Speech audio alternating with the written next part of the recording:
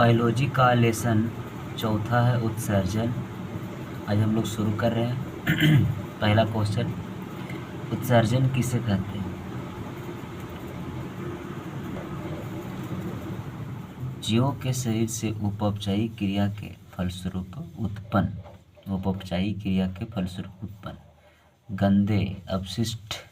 गंदे यानी जो अपशिष्ट होता उत्सर्जित पदार्थ को शरीर से बाहर करने की प्रक्रिया को उत्सर्जन कहा जाता है। सभी लोग शरीर से बाहर करते हैं। कोई भी प्राणी है तो अपना शरीर से जो उत्सर्जित पदार्थ होता है वो बाहर करते हैं। इस प्रक्रिया को कहा जाता है उत्सर्जन। उत्सर्जित पदार्थ क्या है? उत्सर्जित पदार्थ आहार नाल में पाचन के बाद पचा भोजन अवशोषित होकर परिवहन द्वारा कोशिकाओं में पहुंचता है। यहाँ उनमें अनेक उपचायी क्रियाओं जैसे ग्लूकोज तथा वसा अम्लों का ऑक्सीकरण एवं प्रोटीन का विखंडन इत्यादि क्रिया होती है। कुछ ऐसे पदार्थ का भी निर्माण होता है जो शरीर के लिए अनावश्यक एवं विषाक्त होते हैं, वो शरीर के उपयोग में नहीं आता। इन्हीं पदार्थों को उत्सर्जित पदार्थ कहते हैं। यानी डायरेक्ट आप बोल सकते हैं कि हमारे शरीर में कुछ ऐसे पदार्थ का भी निर्माण होता है जो शरीर के लिए अनावश्यक एवं विषाक्त होते हैं। इन्हीं पदार्थों को उत्सर्जित पदार्थ कहा जाता है।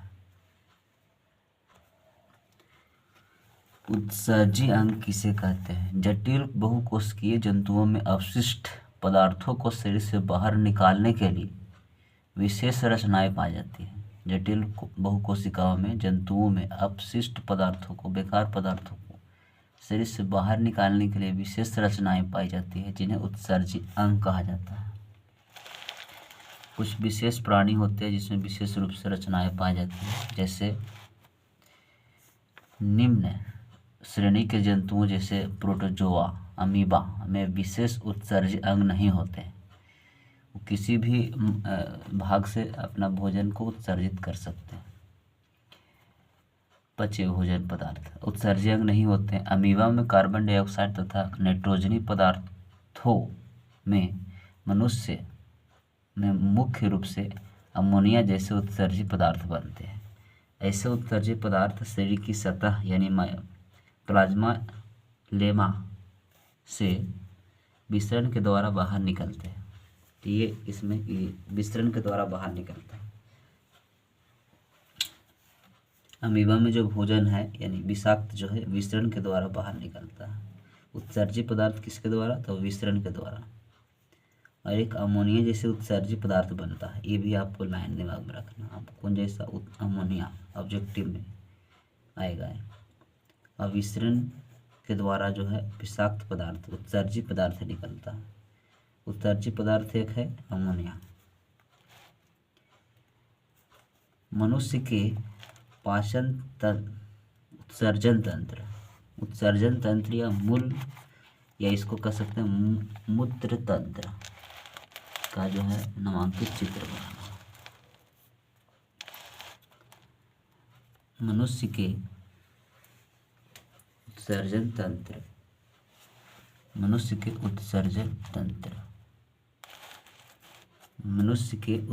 तंत्र या मूत्र तंत्र का चित्र बनाइए। तो ये आपका चित्र है। एक दो डंडा की चटाई से बना लेना है, ऐसे ऐसे करके बढ़िया से, बहुत आसान है। ये आपका वृक्क यानी किडनी बोल सकते हैं। यहाँ से हो गया मूत्रवाहिनी, इधर भी मूत्रवाहिनी। ये आपका टैंक हो गया मूत्राशय का, और उसके बाद मूत्र मार्ग के सहायता बाहर निकल जाएगा। ये हो गया उत्सर्जन तंत्र या मूत्र तंत्र का चित्र। मानव उत्सर्जन तंत्र का वर्णन कीजिए। क्या होता है? मानव का प्रमुख उत्सर्जन अंग वृक्क होता है। मानव का जब प्रमुख उत्सर्जन अंग होता है वृक्क यानी किडनी होता है, जिसकी संरचनाएं प्रमुख अंगों से संपन्न होती है। जैसे वृक्क है, किडनी, यह मानव का प्रमुख उत्सर्जन अंग होता है। इसकी संख्या एक जोड़ी होती है। प्रत्येक किडनी का वजन 150 ग्राम होता है।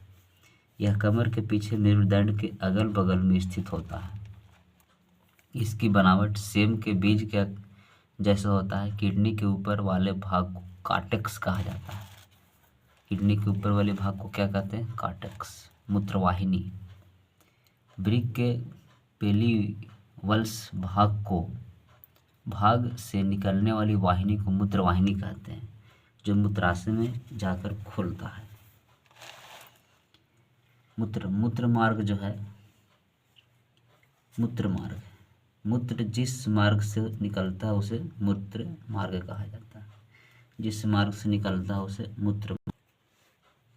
मूत्र की बनावट, मूत्र में साधारणतः जल, यूरिया तथा सोडियम क्लोराइड विद्यमान होते हैं।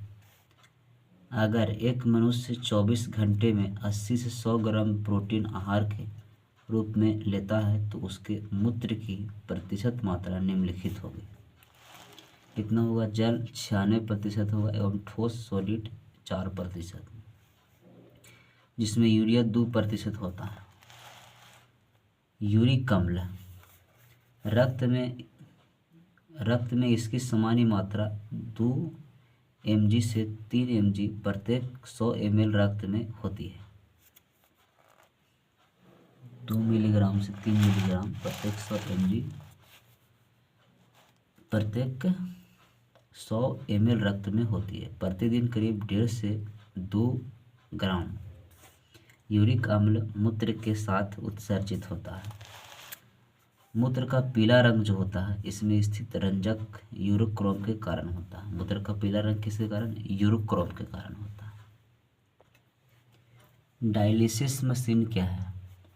अगर किसी व्यक्ति को चोट लग जाने के कारण या संक्रमण या मधुमेह या उच्च रक्तचाप बढ़ जाने से किडनी क्षतिग्रस्त हो जाते हैं और अपना कार्य करना बंद कर देता है।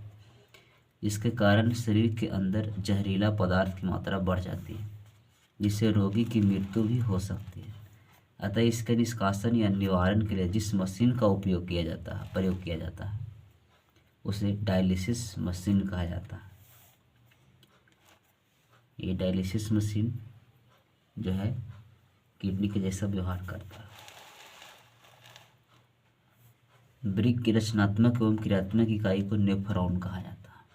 प्रत्येक वृक्क में नेफ्रॉन की संख्या 10 लाख से भी अधिक होती है।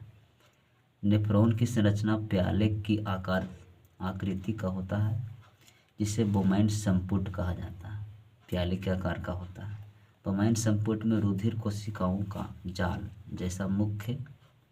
जैसा गुच्छा का समूह पाया जाता है, जिसे ग्लोमेरुलस कहते हैं। ग्लोमेरुलस और बोमैन संपुट के मिश्रित रूप को कहा जाता है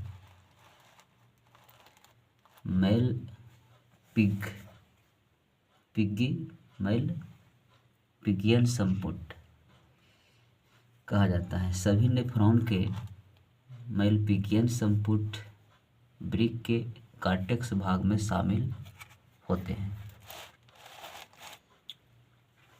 वृक्क के कार्टेक्स भाग में शामिल होता है। यह नेफ्रॉन का संरचना चित्र। यहाँ सबसे पहले ये मूत्रवाहिनी हो गया, उसके बाद ये टेढ़ा है तो दुरस्थ कुंडलित नलिका, इसके नीचे है सामान्य संग्राहक नली, उस सबसे ऊपर में संग्राहक नलिका। इधर ये आपका हेनिले का अधिरोही चाप, इधर वाला हो गया हेनिले का अवरोही चाप। ये आपका हो गया कुंडलित नलिका। ये हो गया बोमैन संपुट, इसके अंदर वाले हिस्सा को कहा जाता है ग्लोमेरुलस। अभी वाही धमनिका, अपवाही धमनिका, नेफ्रॉन का चित्र ये आपका पूछा जाएगा। एक वृक्क नलिका की संरचना, पादप में उत्सर्जन है।